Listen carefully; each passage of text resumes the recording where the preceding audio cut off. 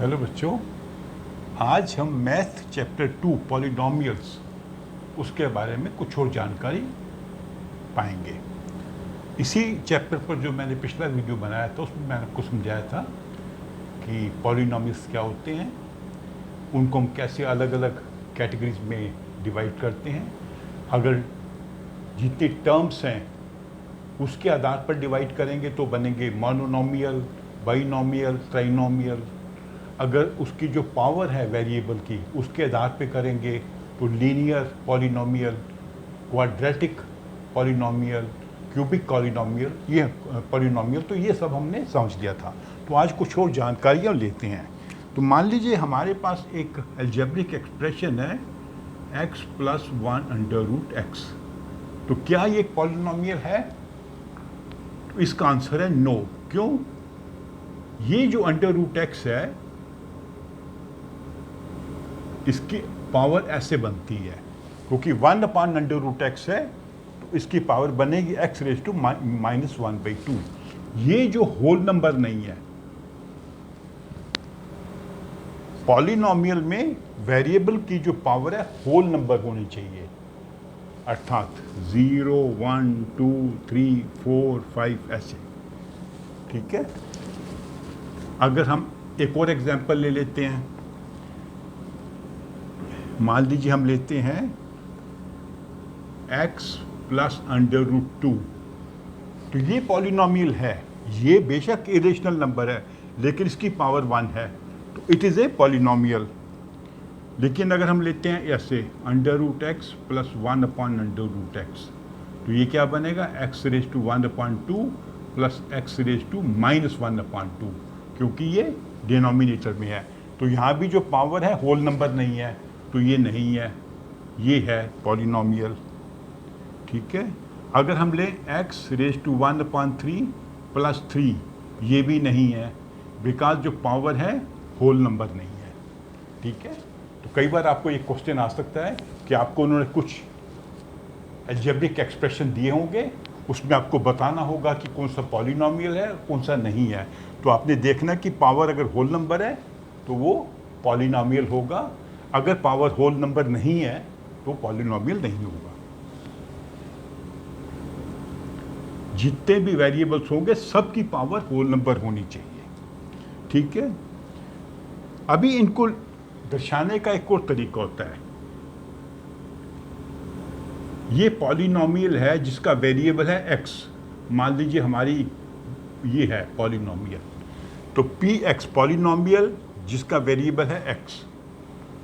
मान लीजिए हम करते हैं qy, तो ये भी पॉलिनोमियल है जिसका वेरिएबल है y। मान लीजिए y² + 4।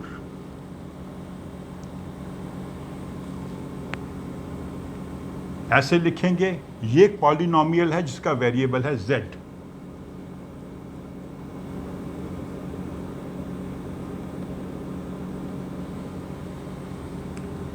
ठीक है। इसमें 4 टर्म्स हैं, हाईएस्ट पावर 3 है, इसमें 2 टर्म्स हैं, हाईएस्ट पावर 2 है, इसमें एक टर्म है, इसमें भी 2 टर्म्स हैं और हाईएस्ट पावर 1 है। तो ये सब हम पॉलिनोमियल्स को ऐसे भी दर्शाते हैं। तो कई बार ऐसा लिखा होगा एग्जाम में, तो आपने समझ जाना है कि ये पॉलिनोमियल है जिसका वेरिएबल है x, इसमें वेरिएबल है y, इसमें वेरिएबल है z। ठीक है। अभी हम लेते हैं एक सिंपल वेरिएबल, ये पॉलिनोमियल। मान लीजिए हम लेते हैं px = x² + 2x + 1। तो इसमें x वेरिएबल है, इसकी कोई भी वैल्यू हो सकती है। तो हम मानते हैं x = 1, तो p1 हो जाएगा यहाँ पे, x की जगह 1। तो ये क्या होगा 1² + 2 × 1 + 1, x की जगह हमने 1 लगा दिया। 1 + 2 + 1 = 4। इस पॉलिनोमियल में इसकी वैल्यू बनती है 4 अगर x हो 1। मान लीजिए x है -1, तो p -1 -1² + 2 × -1 + 1। यहाँ पर -1 लगाया, यहाँ -1 लगाया, ये हो जाएगा 1 -2 + 1 0।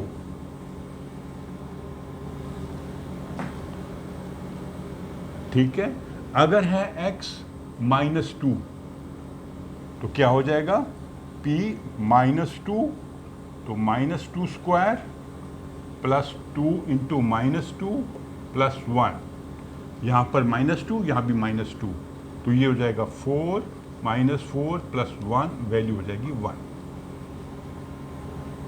तो अगर x इज -2 तो इस पॉलिनॉमियल की वैल्यू बनती है 1। अगर x है -1 तो इसकी वैल्यू बनती है 0। अगर है 1 तो वैल्यू बनती है 4। तो आपको कई बार क्वेश्चंस आएंगे, आपको बताया जाएगा कि इस पॉलिनॉमियल की वैल्यू ढूंढिए और उसमें वेरिएबल का वैल्यू दिया होगा। ठीक है, तो अभी हम अगले इंपॉर्टेंट टॉपिक पे आते हैं जिसको कहते हैं जीरोज ऑफ ए पॉलिनॉमियल।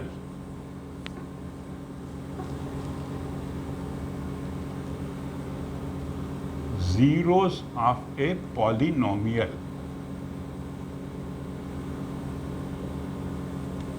इसका क्या मतलब है, मान लीजिए वही इक्वेशन लेते हैं जो हमने पहले ली थी।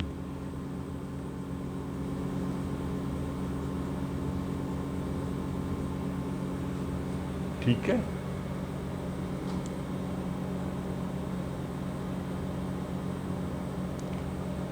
या सिंपल इक्वेशन लेते हैं पहले, थोड़ा आपको ना सिंपल इक्वेशन से मैं स्टार्ट करता हूं। 2x + 1 से शुरू करते हैं। तो x की कोई पर्टिकुलर वैल्यू होगी जिससे ये 0 बन जाएगा।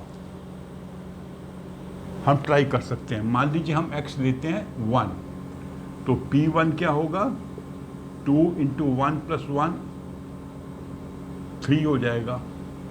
अगर हम x लेते हैं -1, p -1 = -2 + 1 -1। ठीक है, अगर हम x लेते हैं -1/2, तो p -1/2 = 2 × -1/2 + 1, ये कट जाएगा, -1 + 1 = 0। तो देखो एक वैल्यू है x की जिससे ये 0 बन जाता है, तो हम क्या कहेंगे, -1/2 is a zero of polynomial this। कैसे लिखेंगे इसको, -1/2 is a zero of polynomial 2x + 1। एक पर्टिकुलर वैल्यू है जिससे ये पॉलिनॉमियल 0 बन जाती है। वो क्या वैल्यू है, -1/2। हमने देखा ना एक्सपेरिमेंट, ये ट्राई हिट एंड ट्रायल से, पहले 1 लगाया, फिर -1 किया, फिर -1/2 किया, तो अलग अलग वैल्यू निकली, एक वैल्यू पे 0 आया। तो हम कहते हैं -1/2 is a zero of polynomial 2x + 1। ठीक है, एक और ले लेते हैं इक्वेशन कोई,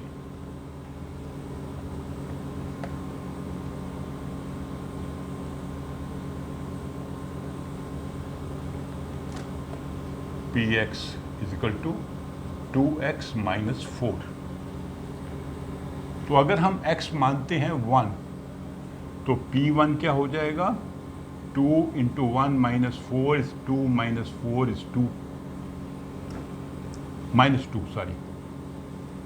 अगर x मानते हैं हम 2, तो p2 क्या हो जाएगा, 2 × 2, यहाँ पे 2 लगाया, -4 = 4 - 4 0।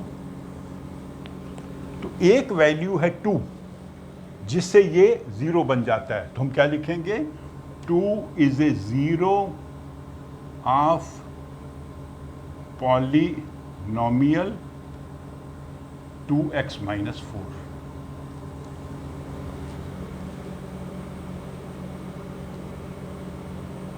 तो एक पर्टिकुलर नंबर जिससे पॉलिनॉमियल 0 बन जाता है, हम उस नंबर का उसका 0 कहते हैं। ठीक है। और इसको एक और तरीके से भी समझ सकते हैं। कैसे समझेंगे? हम इसको इक्वेशन बना देंगे 2x - 4 = 0। हमें फाइनली इसको 0 बनाना है, मतलब इसकी वैल्यू 0 के बराबर होनी चाहिए। तो x की कोई वैल्यू है जिससे 0 बन जाएगा, उस वैल्यू को कहते हैं root of the equation.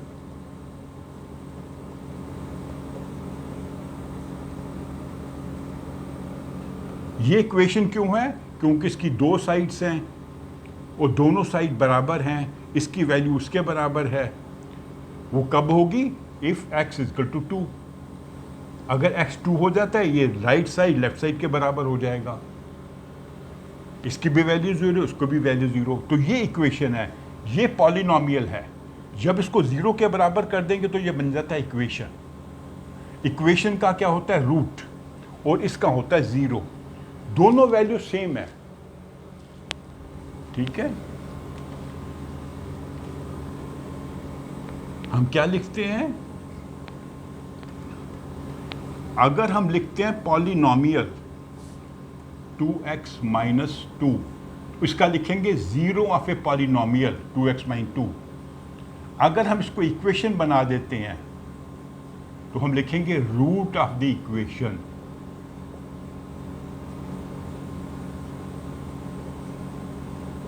x = 2, ये इसका रूट है। इसमें क्या करेंगे? 2 is a 0, 2 is a 0 of polynomial. एक ही चीज को दो अलग तरीके से आपने समझना है, क्योंकि आपके क्वेश्चन कई बार ऐसे होंगे, कई बार ऐसे होंगे। अगर हमने इसको इक्वल टू 0 नहीं किया, ये पॉलिनोमियल है, हम लिखेंगे 2 is a 0 ऑफ पॉलिनोमियल। आपको अक्सर क्वेश्चन दिया जाएगा कि चेक करो, जैसे यही क्वेश्चन हो, लिखा जाएगा check if 2 or 4 is a 0 of polynomial. आपको दो नंबर दिए जाएंगे, आपको बोला जाएगा चेक करो ये पॉलिनोमियल है, इसका 2 0 बनेगा कि 4 से 0 बनेगा। तो 2 is a 0 और 4 is a 0, दोनों में से एक आंसर सही होगा। और दूसरा क्या तरीका होगा? इसको इक्वेशन बना दिया जाएगा, इक्वेशन बना के बोला जाएगा इसका रूट पता करो, ठीक है। अब एक और चीज आपने समझनी है कि हर पॉलिनोमियल का एक ही 0 होता है। मान लीजिए हम लेते हैं पॉलिनोमियल x - 1, इसके केस में 1 is a 0 of polynomial x - 1। एक ही वैल्यू है जिससे ये 0 बनेगा। अगर लेते हम लेते हैं 2x + 3, तो इसका क्या होगा? 3/2 माइनस, आप चेक कर सकते हैं, is a 0 of polynomial this. Check करके बताऊं आपको? अगर हम इसकी वैल्यू यहाँ लगा देते हैं 2 × -3/2 + 3, तो 2 2 कट जाएगा, -3 + 3 = 0। तो -3/2 is a 0 of polynomial 2x + 3। तो अगर ये लीनियर पॉलिनोमियल है तो इसकी हमेशा एक वैल्यू होगी, इक्वेशन में एक रूट होगा और इसका एक 0 होगा। It has only 1 0। वो 0 क्या है? यहाँ पर -3/2 है, यहाँ पर 1 है। लेकिन अगर हमारी क्वाड्रेटिक इक्वेशन है, मान लीजिए क्वाड्रेटिक इक्वेशन का मतलब क्या होता है? जिसमें उसकी जो पावर है वो होगी 2। ये हमारी इक्वेशन है। तो इसके हमने जीरोस चेक करने हैं, तो हम चेक करेंगे, x को करेंगे 2, तो P2 is 2² - 4 4 minus 4 is 0. So what we'll say? We will say 2 is a 0 of x square minus 4. लेकिन यहाँ पर अगर x minus 2 करें तो अभी भी 0 बन जाएगा, p minus 2. तो minus 2 स्क्वायर minus 4, तो minus 2 स्क्वायर प्लस 4 होता है, minus 4 इक्वल टू 0. तो 2 भी इसका 0 है और minus 2 भी इसका 0 है, इसके दो जीरोस हैं. तो इसका हम क्या लिखेंगे? 2 and minus 2 are zeros of x square minus 4. इस पॉलिनोमियल के दो जीरोस हैं, एक है 2, एक है minus 2. तो लीनियर इक्वेशन, लीनियर पॉलिनोमियल में एक जीरो होगा और क्वाड्रेटिक में 3 जीरो होंगे. हाँ, 2 जीरो होंगे, sorry. Linear polynomial has 1 0. Quadratic polynomial has 2 zeros. अभी हमने क्वेश्चन में देखा ना करके. तो अगर आपको एग्जाम में कोई क्वेश्चन आता है, लीनियर पॉलिनोमियल है, आपको 0 ढूंढना है, तो आपको एक 0 मिलेगा. अगर क्वाड्रेटिक है, जैसे हमने एग्जाम्पल बताया था, एक्स स्क्वायर प्लस 4 माइनस 4, इसमें इसके 2 जीरोस होंगे. ठीक है. और वैसे जब इक्वेशन बनाएंगे 2x + 1 = 0, ये लीनियर पॉलिनोमियल है, तो ये लीनियर इक्वेशन है, तो इसका एक रूट होगा, 1 रूट. वो क्या होगा? इसका वैल्यू निकलेगी x = -1/2. और अगर ये है x⁴ - 4 x⁴ -4 = 0, इसके दो रूट्स होंगे, एक रूट होगा 2 और दूसरा होगा -2. इक्वेशन में रूट्स निकलेंगे और पॉलिनोमियल में जीरोस निकलेंगे. यहाँ पर 1 0, यहाँ पर 2 0, यहाँ पर एक रूट है, यहाँ पर 2 रूट्स है, because there is a quadratic equation. ये लीनियर इक्वेशन है, एक रूट. क्वाड्रेटिक इक्वेशन है, 2 रूट्स. ठीक है. तो अभी हमने सारा ये कॉन्सेप्ट समझ लिया जो था जीरोस ऑफ ए पॉलिनोमियल.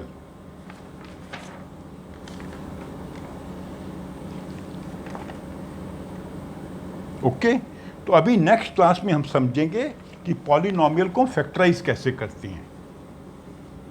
ठीक है. तो आप मेरी इस वीडियो को लाइक करो, अपने फ्रेंड्स के साथ शेयर करो और मेरे चैनल को सब्सक्राइब भी करो. Thank you.